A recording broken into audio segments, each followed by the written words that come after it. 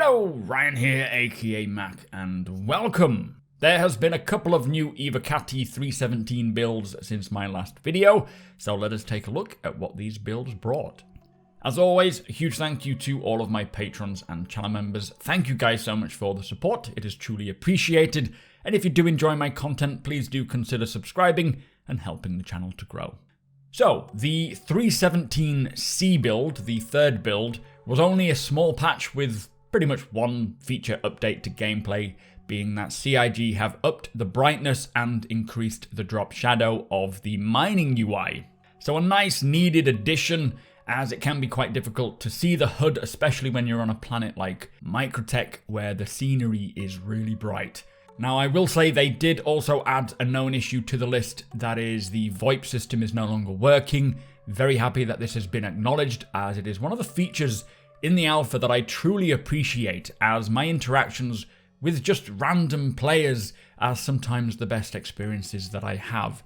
So hopefully they can fix that as soon as possible, because it also does often stop conflict. Instead of seeing someone and shooting at them or shooting at you, you can run in shouting I'm friendly. Doesn't always work, but mostly it does. Anyway, for 317C build, there was also 12 new bug fixes, 4 client crashes fixed, 9 server crashes fixed, and 2 server deadlocks fixed. Now, moving on to the patch after that one, which is the fourth build, the 317D build. This is the most recent patch they have had, and this dropped on the 18th of March, and also brought a very significant update, being ship-to-ship refueling. Now, this says implementing the systems that will allow players flying specific ships to refuel other ships and get paid for it. As we know, it will just be, for now, using the Starfarer and Starfarer Gemini. Those are the 2 current ships that are capable of refueling other ships. Players can fill the Starfarer's fuel tanks from a landing zone or space station using the newly updated rearm, restock, and refuel interface. The Starfarer has 6 external fuel pods, and each pod can be filled with either hydrogen or quantum fuel. Now, the refueling process consists of the fuel giver, so the Starfarer, firstly deploying the refueling boom arm using the terminal on the bridge. Then any ship in need of fuel can request docking by targeting the Starfarer and pressing N, which is pretty much the default key for docking and landing gear. Now, this will then send a docking request message to the Starfarer that can be either accepted or denied. I'm assuming this will just be via the helmet HUD rather than on the screen itself. But once you accept it, docking can be done manually by following the on-screen UI or automatically by holding N, just like what we can do with docking to a space station. Now, after the 2 ships are docked, the Starfarer crew must then use the refueling terminal to define the fuel price, which I assume would likely be determined using global chat before the whole process begins. But then the ship that is docked requiring fuel can then use their vehicle maintenance service app on their Mobiglass to view the set price and request the amount of either fuel that they desire.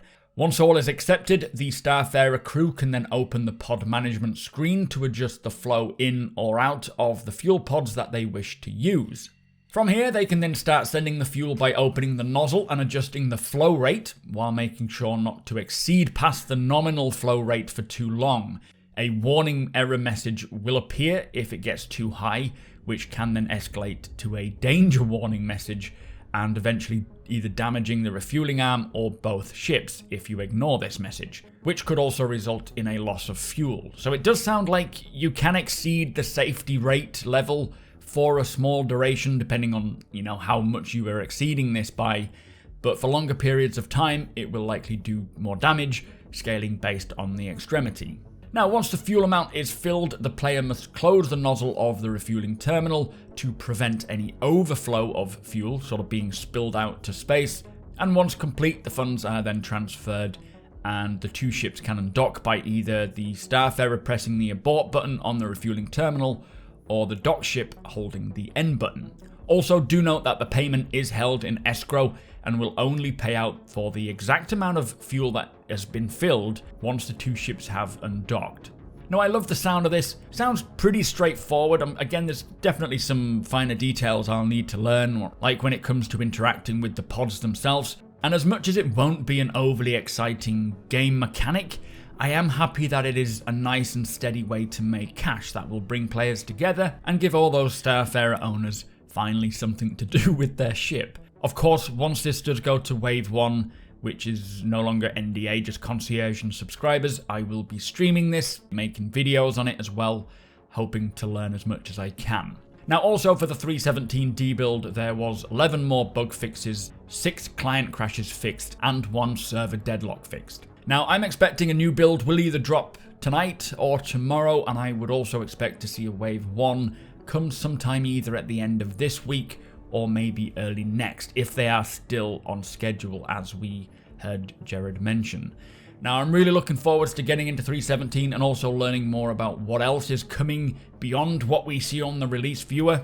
It does seem like 317 is holding quite a lot of significant tech under the hood compared to previous builds, so really excited to see what that's all about. But with that said, if you do enjoy my videos, please do consider subscribing and helping the channel to grow. Also, come and hang out over at twitch.tv/supermacbrother. As I say, as soon as it goes to Wave 1, I will be streaming it.